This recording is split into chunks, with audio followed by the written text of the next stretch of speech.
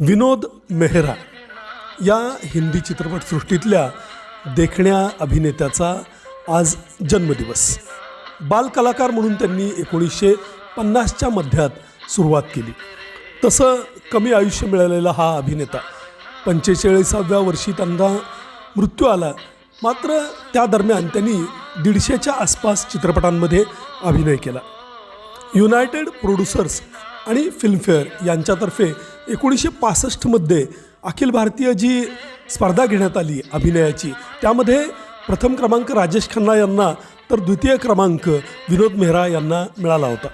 त्यांना अनुरोध, अमरदीप आणि बेमिसाल या चित्रपटांसाठी सर्वश्रेष्ठ सहाय्यक अभिनेता या पुरस्कारासाठी फिल्मफेअर नामांकन मिळालेलं होतं. गुरुदेव या चित्रपटाचे ते निर्माता आणि दिग्दर्शक होते. मात्र त्यांच्या मृत्यूनंतर हा चित्रपट